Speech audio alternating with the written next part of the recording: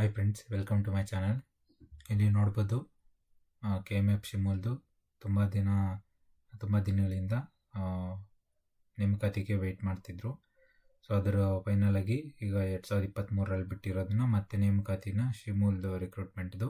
So ಅದನ್ನು ಮರು ನೇಮಕಾತಿ ಮಾಡೋದಕ್ಕೆ ನೋಟಿಫಿಕೇಶನ್ ಬಿಟ್ಟಿದ್ದಾರೆ ಅಫಿಷಿಯಲ್ ಆಗಿ. ಇದು ಬಂದು ನಿನ್ನೆ ನೋಟಿಫಿಕೇಶನ್ ಆಗಿದೆ.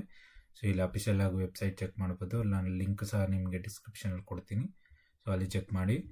ಇಲ್ಲಿ ಬಂದು ನೋಡಿ, KMF ಶಿಮೂಲ್ದು ಇದು ಬಂದು ಎಕ್ಸಾಮು ಶಿವಮೊಗ್ಗ, ದಾವಣಗೆರೆ, ಚಿತ್ರದುರ್ಗ ಡಿಸ್ಟಿಕ್ದು ಕೋಆಪರೇಟಿವ್ ಬ್ಯಾಂಕಿಂಗ್ದು ಎಕ್ಸಾಮ್ ಇರುತ್ತೆ. ಸೊ ಅದು ನೋಟಿಫಿಕೇಷನಲ್ಲಿ ಇನ್ ಡೀಟೇಲು ನಾನು ವಿಡಿಯೋಲ್ಲಿ ಕಂಟಿನ್ಯೂ ಮಾಡ್ತಿದ್ದೀನಿ. ಸೊ ವಿಡಿಯೋನ ಸ್ಕಿಪ್ ಮಾಡಿದೆ ನೋಡಿ. ಮತ್ತು ವಿಡಿಯೋ ಇಷ್ಟ ಆಗಿದ್ರೆ ಲೈಕ್ ಮಾಡಿ, ಮತ್ತು ನಿಮ್ಮ ಫ್ರೆಂಡ್ಸ್ಗೂ ಸಹ ಶೇರ್ ಮಾಡಿ. ಸೊ ಇದರಿಂದ ನಿಮ್ಮ ಫ್ರೆಂಡ್ಸ್ಗೆ ನೋಟಿಫಿಕೇಷನ್ ರಿಲೇಟೆಡು ಇನ್ಫಾರ್ಮೇಷನ್ಸ್ ಎಲ್ಲ ಗೊತ್ತಾಗುತ್ತೆ. ಮತ್ತು ಸಬ್ಸ್ಕ್ರೈಬ್ ಮಾಡಿಕೊಂಡು ಫರ್ದರ್ ವೀಡಿಯೋಸ್ ಬೇಕಂದರೆ ಸಬ್ಸ್ಕ್ರೈಬ್ ಮಾಡಿ, ಮತ್ತು ನೋಟಿಫಿಕೇಷನ್ನ 100% ಆನಲ್ಲಿ ಇಟ್ಕೊಳ್ಳಿ. ವೆಬ್ಸೈಟಲ್ಲಿ ನೋಡ್ಬೋದು, ನಿಮಗೆ ಅಫಿಷಿಯಲಾಗಿ ನೋಟಿಫಿಕೇಷನ್ ಅನೌನ್ಸ್ ಆಗಿದೆ. ಸೊ ಇದು ನೋಟಿಫಿಕೇಷನ್ದು ಡೀಟೇಲಾಗಿ ನೋಡೋಣ. ಮತ್ತು ಇದು ಅಪ್ಲಿಕೇಶನ್ ಹಾಕೋದಕ್ಕೆ ನಿನ್ನೆಯಿಂದ ಸ್ಟಾರ್ಟ್ ಆಗಿದೆ. ನಿನ್ನೆ ಸ್ಟಾರ್ಟ್ ಆಗಿ ಮತ್ತೆ ಬರೋ ತಿಂಗಳು 14ನೇ ತಾರೀಕುವರೆಗೂ, ಅಂದರೆ ಡಿಸೆಂಬರ್ 14ನೇ ತಾರೀಕುವರೆಗೂ ನಿಮಗೆ ಅಪ್ಲಿಕೇಶನ್ ಹಾಕ್ಬೋದಾಗಿರುತ್ತೆ. ಸೊ ಅದು ನೋಟಿಫಿಕೇಷನ್ ಮತ್ತು ಪೋಸ್ಟ್ ಯಾವುದಿದೆ ಅಂತ ಇನ್ ಡೀಟೇಲಾಗಿ ನೋಡೋಣ. ಇಲ್ಲಿ ಬೇಕಾದ್ರೆ ನೀವು ನ್ಯೂ ರಿಜಿಸ್ಟ್ರೇಷನ್ ಅಂತ ಲಿಂಕ್ ಇದೆ. ಸೊ ನ್ಯೂ ರಿಜಿಸ್ಟ್ರೇಷನ್ ಮೇಲೆ ಕ್ಲಿಕ್ ಮಾಡಿಕೊಂಡು ಅಲ್ಲಿ ಓಪನ್ ಆಗುತ್ತೆ.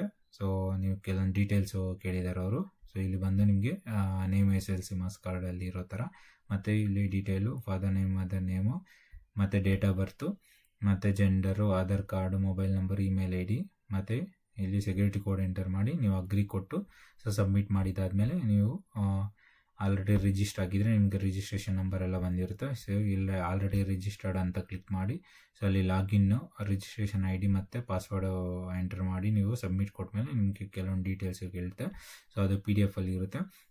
ಇಂಪಾರ್ಟೆಂಟ್ ಇರೋದು ಮಾತ್ರ ಹೇಳ್ತೀನಿ, ಇಲ್ಲಾಂದರೆ ಅದನ್ನು ಜಸ್ಟ್ ಫಾಲೋ ಮಾಡಿ. ಮತ್ತು ಇಲ್ಲಿ ಬಂದು ರಿಜಿಸ್ಟ್ರೇಷನ್ ID ಬಂದು ನಿಮಗೆ ತುಂಬ ಇಂಪಾರ್ಟೆಂಟ್ ಆಗಿರುತ್ತೆ, ಸೇವ್ ಮಾಡಿ ಇಟ್ಕೊಳ್ಳಿ. ಮತ್ತು ಇಲ್ಲಿ ಅಫಿಷಿಯಲ್ ನೋಟಿಫಿಕೇಷನ್ ಬಂದು ಇಲ್ಲಿ ನೋಡ್ಬೋದು ನೀವು, 14/11/2025ರಲ್ಲಿ ಪ್ರಕಟ ಆಗಿರೋದು. ಇಲ್ಲಿ ಬಂದು ನಿಮಗೆ ಒಟ್ಟು ಹುದ್ದೆಗಳು ಬಂದು 194 ಹುದ್ದೆಗಳು ಇರುತ್ತೆ. ಅದು 2022ರಲ್ಲಿ ಅನುಮೋದನೆ ಮಾಡಿತ್ತು. ಸೊ ಅದು ಸ್ಟಾಪ್ ಆಗಿತ್ತು. ಸೊ ಮತ್ತೆ ಅದನ್ನು ಮತ್ತೆ ಇಲ್ಲಿ ರೀನೋಟಿಫಿಕೇಷನ್ ಮಾಡಿದರೆ. ಇಲ್ಲಿ ಸಹಾಯಕ ವ್ಯವಸ್ಥಾಪಕರು ಅದು ಬಂದು ಒಟ್ಟು ಹುದ್ದೆಗಳು ಬಂದು ನಿಮಗೆ 17 ಹುದ್ದೆಗಳಾಗಿರುತ್ತೆ. ಮತ್ತು ಇಲ್ಲಿ ಕ್ಯಾಟಗರಿ ವೈಸು, ಸೊ ಇಲ್ಲಿ ಯಾವುದೇ ಕ್ಯಾಟಗರಿಯಲ್ಲಿ ಇದೆ. ಸೊ ಇಲ್ಲಿ ಫಾರ್ ಎಕ್ಸಾಂಪಲ್ 3B ಕ್ಯಾಟಗರಿ ಅಂತಿದೆ. ಸೊ ಅದರಲ್ಲಿ ಯಾವುದೇ ಹುದ್ದೆ ಇರೋದಿಲ್ಲ. ಸೊ ನೀವು 3B ಕ್ಯಾಟಗರಿಯಲ್ಲಿ ಬರೋರು ನೀವು ಜನರಲಲ್ಲೇ ನೀವು ಸೆಲೆಕ್ಷನ್ ಆಗಬೇಕಾಗಿರುತ್ತೆ. ಜನರಲಲ್ಲಿ ಕಟ್ ಆಫಲ್ಲಿ ನಿಮಗೆ ಸೆಲೆಕ್ಷನ್ ಆಗೋ ಥರ ಇರಬೇಕು. 3B ಕ್ಯಾಟಗರಿಯಲ್ಲಿ ಯಾವುದೇ ಹುದ್ದೆಗಳು ಇರೋದಿಲ್ಲ. ಸೊ ನೀವು ಅದರಲ್ಲಿ ಅಂಡರಲ್ಲಿ ನೀವು ಯಾವುದೇ ಎಲಿಜಿಬಿಲಿಟಿ ಆಗೋದಿಲ್ಲ. ಸೊ ಮತ್ತು ಇದಕ್ಕೆ ವಿದ್ಯಾರ್ಹತೆ ಬಂದು ನಿಮಗೆ ಪಶುವೈದ್ಯಕೀಯ ವಿಜ್ಞಾನ ಮತ್ತು ಪಶುಸಂಗೋಪನೆಯ ವಿಷಯದಲ್ಲಿ BVSc and AH, so animal husbandry ಅಂತ ಬರುತ್ತೆ. ಸೊ ಅದು ಹುದ್ದೆಗಳು ಮಾಡಿರಬೇಕಾಗಿರುತ್ತೆ ವಿದ್ಯಾರ್ಹತೆ. ಮತ್ತು ಇಲ್ಲಿ ಸಹಾಯಕ ವ್ಯವಸ್ಥಾಪಕರು ಆಡಳಿತ ಆಗಿರುತ್ತೆ. ಸೊ ಅದು ಒಂದು ಒಟ್ಟು ನಿಮಗೆ ಒಂದು ಹುದ್ದೆ ಇರುತ್ತೆ, ಅದು ಸಾಮಾನ್ಯ ಹುದ್ದೆಗಳಾಗಿರುತ್ತೆ. ಸೊ ಕೆಲವೊಂದು ಹುದ್ದೆಗಳಿಗೆ ನೀವು ಇಲ್ಲಿ ಅದು ವಿದ್ಯಾರ್ಹತೆ, ಅದು ಪರ್ಟಿಕ್ಯುಲರ್ ಹುದ್ದೆಗಳ ಕೆಳಗಡೆ ನಿಮಗೆ ಎಕ್ಸ್ಪೀರಿಯೆನ್ಸು ಮತ್ತು ಅದು ವಿದ್ಯಾರ್ಹತೆ, ಮತ್ತು ಅದಕ್ಕೆ ಕಂಪ್ಯೂಟರ್ ಶಿಕ್ಷಣ ತರಬೇತಿ, ನಿರ್ವಹಣೆ ಜ್ಞಾನ ಹೊಂದಿರಬೇಕಂತ ಕೊಟ್ಟಿದ್ದಾರೆ. ಸೊ ಅದನ್ನು ಡೀಟೇಲಾಗಿ ನೋಡ್ಕೊಳ್ಳಿ. ಮತ್ತು ಇಲ್ಲಿ ಸಹಾಯಕ ವ್ಯವಸ್ಥಾಪಕರು ಇದು ಬಂದು ಒಟ್ಟು 3 ಹುದ್ದೆಗಳಾಗಿರುತ್ತೆ. ಅದರದ್ದು ಬಂದು ನಿಮಗೆ BSc ಕೃಷಿಯಲ್ಲಿ ನೀವು ವಿದ್ಯಾರ್ಹತೆಯನ್ನು ಪಡೆದುಕೊಂಡಿರಬೇಕಾಗಿರುತ್ತೆ. ಇಲ್ಲಿ ಬಂದು ನಿಮಗೆ ಸಿಸ್ಟಮ್ ಆಫೀಸರ್ ಬಂದು ಒಂದು ಹುದ್ದೆ ಆಗಿರುತ್ತೆ. ಅದು ಬಂದು ನಿಮಗೆ BE computer science, information science ಆಗಿರಬೇಕಾಗಿರುತ್ತೆ ವಿದ್ಯಾರ್ಹತೆ. ಇಲ್ಲಿ ಮಾರುಕಟ್ಟೆ ಅಧಿಕಾರಿ ಬಂದು 2 ಹುದ್ದೆಗಳಿರುತ್ತೆ. ಇದು ಕ್ಯಾಟಗರಿ ವೈಸ್ ಕೊಟ್ಟಿದ್ದಾರೆ. ಮತ್ತು ಅಲ್ಲಿ ಕೆಲವೊಂದು ಹೈಯರ್ ಪೋಸ್ಟ್ಗಳಿಗೆ ನಿಮಗೆ ಎಕ್ಸ್ಪೀರಿಯೆನ್ಸ್ ಕೇಳಿದರೆ ಎಕ್ಸ್ಪೀರಿಯೆನ್ಸ್ ಕಂಪಲ್ಸರಿ ಆಗಿರುತ್ತೆ. ಮೇಲೆ ಇಲ್ಲಿ ಪ್ರತಿಯೊಂದು ಡೀಟೇಲಾಗಿ ಕೊಟ್ಟಿದ್ದಾರೆ, ನೀವು ನೋಡ್ಕೋಬೋದು ಫರ್ದರ್ ಡೀಟೇಲಾಗಿ. ಮತ್ತು ಇಲ್ಲಿ ತಾಂತ್ರಿಕ ಅಧಿಕಾರಿ DT ಅಂದರೆ ಡೈರಿ ಟೆಕ್ನಾಲಜಿ ಅಂತ. ಇಲ್ಲಿ ಒಟ್ಟು ಹುದ್ದೆಗಳು ಬಂದು ನಿಮಗೆ 14 ಹುದ್ದೆಗಳಿರುತ್ತೆ. ಅದಕ್ಕೆ ನಿಮಗೆ BTech ಡೈರಿ ಟೆಕ್ನಾಲಜಿಯಲ್ಲಿ ನೀವು ಮತ್ತು ಕಂಪ್ಯೂಟರ್ ಜ್ಞಾನ ಹೊಂದಿರಬೇಕಾಗಿರುತ್ತೆ. ಮತ್ತು ಕೆಮಿಸ್ಟ್ ದರ್ಜೆ, ಸೊ ಒಟ್ಟು 2 ಹುದ್ದೆಗಳಿರುತ್ತೆ. ಅದು ನೋಡ್ಕೊಳ್ಬೋದು. ಮತ್ತು ಕೆಮಿಸ್ಟ್ ದರ್ಜೆ ಮೈಕ್ರೋಬಯಾಲಜಿ, ಇದು ಸಹ ನಿಮಗೆ 2 ಹುದ್ದೆಗಳಿರುತ್ತೆ. ಸೊ ಎರಡಕ್ಕೂ ಬಂದು ನಿಮಗೆ BSc ಕೆಮಿಸ್ಟ್ರಿ ಮತ್ತು BSc ಮೈಕ್ರೋಬಯಾಲಜಿ ಮಾಡಿತ್ತು 2 ವರ್ಷ ನೀವು ಕನಿಷ್ಠ ಅನುಭವನ ಹೊಂದಿರಬೇಕಾಗಿರುತ್ತೆ. ವಿಸ್ತರಣಾಧಿಕಾರಿ ದರ್ಜೆ 3 ಒಟ್ಟು ಇದು 17 ಹುದ್ದೆಗಳಿರುತ್ತೆ. ಇದು ನೋಡ್ಕೋಬೋದು ನೀವು. ಮತ್ತು ಯಾವುದೇ ಇದು ಡಿಗ್ರಿ ಎಲಿಜಿಬಿಲಿಟಿ ಇರುತ್ತೆ ಇದಕ್ಕೆ, ಅದು ನೋಡ್ಕೊಂಡು ಅಪ್ಲೈ ಮಾಡಿ. ಮತ್ತು ಆಡಳಿತ ಸಹಾಯಕ ದರ್ಜೆ 2 ಅಂತ, ಸೊ ಅದು 17 ಹುದ್ದೆಗಳಿರುತ್ತೆ. ಅದು ಸಹ ನಿಮಗೆ ಕ್ಯಾಟಗರಿ ವೈಸ್ ಕೊಟ್ಟಿದ್ದಾರೆ. ಮತ್ತು ಇಲ್ಲಿ ಲೆಕ್ಕ ಸಹಾಯಕ ದರ್ಜೆ ಬಂದು ನಿಮಗೆ ಬಿ ಕಾಮಲ್ಲಿ ವಿದ್ಯಾರ್ಹತೆ ಪಡೆದಿರಬೇಕಾಗಿರುತ್ತೆ. ಮತ್ತು ಮಾರುಕಟ್ಟೆ ಸಹಾಯಕ ದರ್ಜೆ 2 ಅದು ಒಟ್ಟು 10 ಹುದ್ದೆಗಳಿರುತ್ತೆ. ಮತ್ತು ಇಲ್ಲಿ ವೇತನ ಶ್ರೇಣಿ ಸಹ ನಿಮಗೆ ಅದರ ಕೆಳಗಡೆ ಡೀಟೇಲಾಗಿ ಕೊಟ್ಟಿದ್ದಾರೆ, ಸೊ ಅದನ್ನು ಸಹ ನೀವು ನೋಡ್ಕೊಳ್ಬೋದು. ಮತ್ತು ಇಲ್ಲಿ ಕೆಮಿಸ್ಟ್ ದರ್ಜೆ 2 ಇದು 28 ಹುದ್ದೆಗಳಿರುತ್ತೆ. ಸೊ ಇದು ಬಂದು ನಿಮಗೆ BSc ಕೆಮಿಸ್ಟ್ರಿ ಹೊಂದಿರಬೇಕಾಗಿರುತ್ತೆ. ಮತ್ತು ಒಟ್ಟು ಬಂದು ನಿಮಗೆ 20 ಹುದ್ದೆಗಳಿರುತ್ತೆ. ಸೊ ಅದು ಸಹ ಕೊಟ್ಟಿದ್ದಾರೆ, ನೀವು ಒಂದ್ಸಲ ಫುಲ್ ಡೀಟೇಲಾಗಿ ನೋಡಿ. ಮತ್ತು ಇಲ್ಲಿ ಬಂದು ನಿಮಗೆ ಇಲ್ಲಿ ಕಿರಿಯ ಸಿಸ್ಟಮ್ ಆಪರೇಟರ್ ಹುದ್ದೆಗಳು ಮತ್ತು 13 ಹುದ್ದೆಗಳಿರುತ್ತೆ. ಮತ್ತು ಅದನ್ನು ಸಹ ನೀವು ಇಲ್ಲಿ ಡೀಟೇಲಾಗಿ ಕೊಟ್ಟಿದ್ದಾರೆ, ನೀವು ನೋಡ್ಕೊಳ್ಬೋದು. ನಿಮ್ಗೇನೋ ಡೌಟ್ ಇತ್ತಂದರೆ ಸೊ ಕಾಮೆಂಟ್ ಸೆಷನಲ್ಲಿ ನೀವು ಕಮೆಂಟ್ ಮಾಡ್ಬೋದಾಗಿರುತ್ತೆ. ನಂಗೆ ಗೊತ್ತಿರೋದನ್ನ ಇನ್ಫಾರ್ಮೇಷನ್ನ ಶೇರ್ ಮಾಡ್ತೀನಿ. ಮತ್ತು ಇಲ್ಲಿ ಕಿರಿಯ ತಾಂತ್ರಿಕ ಇವೆಲ್ಲ ಬಂದು ನಿಮಗೆ ITI ಡಿಪ್ಲೊಮಾ ಅದರ ಮೇಲೆ ಹುದ್ದೆಗಳಾಗಿರುತ್ತೆ. ಇಲ್ಲಿ ಕಿರಿಯ ತಾಂತ್ರಿಕ ಒಂದು ಇಲ್ಲಿ ಎಲೆಕ್ಟ್ರಿಷಿಯನ್ 22 ಹುದ್ದೆಗಳಿರುತ್ತೆ. ಮತ್ತು ರೆಫ್ರಿಜಿರೇಟರ್ ಬಂದು ನಿಮಗೆ 10 ಹುದ್ದೆಗಳಿರುತ್ತೆ. ಮತ್ತು ಬಾಯ್ಲರ್ ಅಟೆಂಡರ್ ಬಂದು ನಿಮಗೆ ಇಲ್ಲಿ ಎಷ್ಟು ಹುದ್ದೆಗಳಂತ ಕೊಟ್ಟಿದ್ದಾರೆ, 12 ಹುದ್ದೆಗಳಿದೆ. ಮತ್ತು ಇಲ್ಲಿ ಫಿಟ್ಟರು ಅದು ಬಂದು 4 ಹುದ್ದೆಗಳಿರುತ್ತೆ. ಕಿರಿಯ ತಾಂತ್ರಿಕ ವೆಲ್ಡರ್ ಬಂದು 2 ಹುದ್ದೆಗಳಿರುತ್ತೆ, ಅದು ಸಹ ನೀವು ನೋಡ್ಕೊಳ್ಬೋದಾಗಿರುತ್ತೆ. ಮತ್ತು ಇಲ್ಲಿ ಕೆಲವೊಂದು ಇನ್ಸ್ಟ್ರಕ್ಷನ್ಸ್ ಕೊಟ್ಟಿದ್ದಾರೆ. ನಿಮ್ಗೇನು ಡೌಟ್ ಇತ್ತಂದರೆ ನೀವು ಕಮೆಂಟ್ ಮಾಡ್ಬೋದು. ಇಲ್ಲಾಂದರೆ ನಿಮ್ಗೇನು ಪರ್ಸನಲಾಗಿ ಡೌಟ್ ಇತ್ತು ನೀವು ಕೇಳಬೇಕನ್ನೋ ಥರ ಇದ್ದರೆ ನೀವು ಟೆಲಿಗ್ರಾಮ್ ಲಿಂಕ್ ಸಹ ನಾನು ಲಿಂಕ್ ಡಿಸ್ಕ್ರಿಪ್ಷನ್ ಕೊಟ್ಟಿರ್ತೀನಿ. ಸೊ ಅಲ್ಲಿ ಜಾಯ್ನ್ ಆದರೆ ನಿಮಗೆ ಟೆಲಿಗ್ರಾಮಲ್ಲಿ ಮೆಸೇಜ್ ಮಾಡೋದ್ರಕ್ಕ ನನಗೆ ಇನ್ಫಾರ್ಮೇಷನ್ ಗೊತ್ತಿದ್ದರೆ ನಿಮಗೆ ಶೇರ್ ಮಾಡ್ತೀನಿ. ಮತ್ತು ಇಲ್ಲಿ ನೋಡ್ಬೋದು ಕೆಲವೊಂದು ಡೀಟೇಲ್ಸು ಕೊಟ್ಟಿದ್ದಾರೆ, ಅದನ್ನು ನೀಟಾಗಿ ಓದಿ. ಮತ್ತು ಅರ್ಜಿ ಶುಲ್ಕ ಬಂದು ನಿಮ್ಗೆ ಎಲ್ರಿಗೂ ಗೊತ್ತಿರುತ್ತೆ. ನಿಮಗೆ ಇಲ್ಲಿ ಸಾಮಾನ್ಯ ವರ್ಗದ ಅಭ್ಯರ್ಥಿಗಳಿಗಾದರೆ 1000 ರೂಪಾಯಿ ಇರುತ್ತೆ. ಮತ್ತು SC/ST ಕ್ಯಾಟಗರಿ 1 ಅಭ್ಯರ್ಥಿಗಳಿಗಾದರೆ ಇಲ್ಲಿ 500 ರೂಪಾಯಿ ಮಾತ್ರ ಅರ್ಜಿ ಶುಲ್ಕ ಇರುತ್ತೆ. ಮತ್ತು ಅಪ್ಲಿಕೇಶನ್ ಯಾವುದೇ ಮೂಲಕ ಆಫ್ಲೈನ್ ಇರೋದಿಲ್ಲ, ಇದು ಬಂದು ನಿಮಗೆ ಆನ್ಲೈನ್ ಮೂಲಕ ಇರುತ್ತೆ.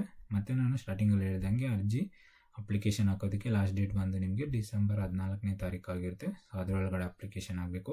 ಕೆಲವೊಂದು ಹುದ್ದೆಗಳಿಗೆ ಕನ್ನಡ ಮೀಡಿಯಮ್ಮು ಆ ಥರ, ರೂರಲ್ ಕೋಟಾ ಆ ಥರ ಇದು ರಿಸರ್ವೇಷನ್ ಇರುತ್ತೆ. ಸೊ ಅದು ಬಂದು ನಿಮಗೆ ಅದು ಕಂಪಲ್ಸರಿಯಾಗಿ ಸರ್ಟಿಫಿಕೇಟ್ಸ್ ಇರುತ್ತೆ, ನೀವು ಅದನ್ನು ಸಹ ನೀವು ಅಪ್ಲೋಡ್ ಮಾಡಬೇಕಾಗಿರುತ್ತೆ.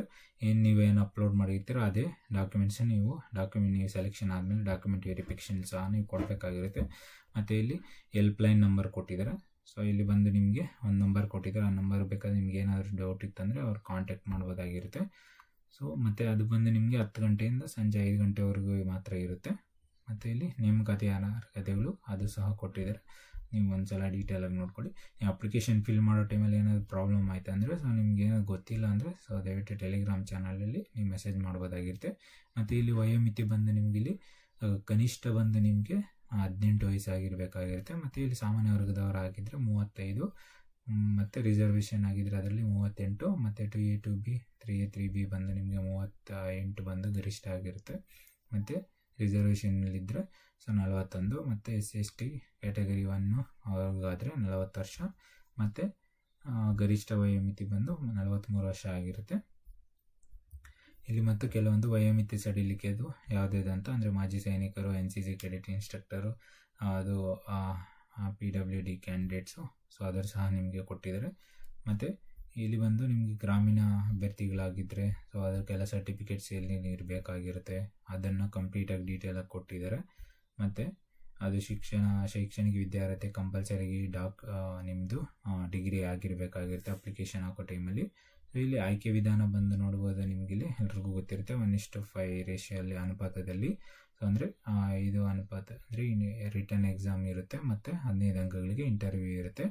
ಸೊ 85 ಅಂಕಗಳಿಗೆ ಬಂದು ನಿಮಗೆ ಇಂಟರ್ವ್ಯೂ ಇರುತ್ತೆ.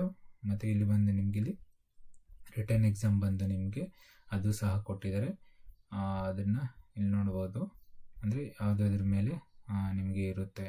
ಸೊ 85 ಅಂಕಗಳು ಕೊಟ್ಟಿದ್ದಾರೆ. ಮತ್ತು ಇಲ್ಲಿ ಒಟ್ಟು ಇಲ್ಲಿ ನೋಡ್ಬೋದು ನೀವು, ನಿಮಗಿಲ್ಲಿ ಆಯ್ಕೆ ವಿಧಾನಕ್ಕೆ ನಿಮಗೆ ಲಿಖಿತ ಪರೀಕ್ಷೆ ಹೇಳಿದಾಗ 200 ಅಂಕಗಳಿಗೆ ಇರುತ್ತೆ. ಅದರಲ್ಲಿ ಬಂದು ನಿಮಗೆ ಕನ್ನಡ ಭಾಷೆಗೆ ಬಂದು 50 ಅಂಕಗಳಿಗಿರುತ್ತೆ, ಸಾಮಾನ್ಯ ಇಂಗ್ಲೀಷ್ಗೆ 25, ಸಾಮಾನ್ಯ ಜ್ಞಾನಕ್ಕಾಗಿ ಅಂದರೆ GK ಕ್ವಶನ್ 25, ಸಹಕಾರ ವಿಷಯಕ್ಕೆ 50 ಅಂಕಗಳು, ಮತ್ತು ಸಹಕಾರ ಸಂವಿಧಾನ ವಿಷಯಕ್ಕೆ ಸಂಬಂಧಪಟ್ಟಂತೆ 25 ಅಂಕಗಳು, ಒಕ್ಕೂಟದ ಕಾರ್ಯಚಟುವಟಿಕೆ ಮತ್ತು ವಸ್ತುನಿಷ್ಠ ವಿಷಯಗಳಿಗೆ ಸಂಬಂಧಪಟ್ಟಂತೆ 25 ಅಂಕಗಳು, ಅಂದರೆ ಒಟ್ಟು 75 ಮಾರ್ಕ್ಸು.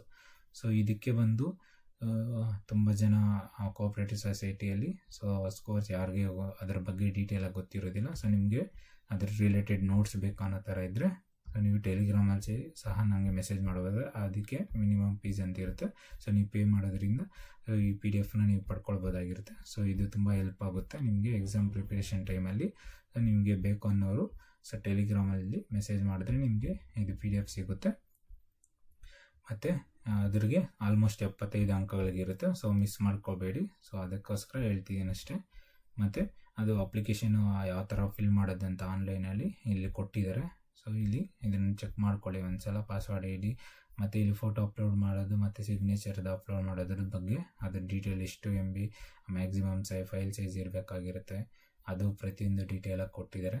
ನಿಮ್ಗೇನಾದ್ರು ಡೌಟ್ ಇತ್ತಂದರೆ ಸೊ ಇದ್ರ ರಿಲೇಟೆಡು ನೀವು ಮೆಸೇಜ್ ಕಮೆಂಟ್ ಮಾಡ್ಬೋದು. ಸೊ ಗೊತ್ತಿದ್ದರೆ ನಾನು ಡೆಫಿನೆಟ್ಲಿ ನಾನು ರಿಪ್ಲೈ ಮಾಡ್ತೀನಿ. ಮತ್ತು ಕೆಲವೊಂದು ಡೀಟೇಲ್ಗೆ NOC ಸಹ ನೀವು ಎಲ್ಲ ವರ್ಕ್ ಮಾಡ್ತಿದ್ರೆ ಸೊ NOC ಸಹ ನೀವು ಅಪ್ಲೋಡ್ ಮಾಡಬೇಕಾಗಿರುತ್ತೆ. ಅದು ಯಾವ ಫಾರ್ಮ್ಯಾಟಲ್ಲಿ ಇರಬೇಕು ಆ ಥರ ಎಲ್ಲ ಇಲ್ಲಿ ಕೆಳಗಡೆ ಕೊಟ್ಟಿದ್ದಾರೆ. ನೀವು ಒಂದ್ಸಲ ಡೀಟೇಲಾಗಿ ಓದ್ಕೊಳ್ಳಿ. ಈ ವಿಡಿಯೋ ಇಷ್ಟ ಆಗಿದ್ದರೆ ದಯವಿಟ್ಟು ಲೈಕ್ ಮಾಡಿ, ಕಮೆಂಟ್ ಮಾಡಿ, ಶೇರ್ ಮಾಡಿ, ಮತ್ತು ಚಾನಲ್ನ ಸಬ್ಸ್ಕ್ರೈಬ್ ಮಾಡ್ಕೊಳ್ಳೋದ್ರಿಂದ ನಾನು ಹಾಕೋ ಫರ್ದರ್ ವೀಡಿಯೋಸ್ ಎಲ್ಲ ನಿಮಗೆ ನೋಟಿಫಿಕೇಷನ್ ಬೇಗ ಬರುತ್ತೆ. ವಿಡಿಯೋ ನೋಡಿದ್ದಕ್ಕಾಗಿ ಧನ್ಯವಾದಗಳು.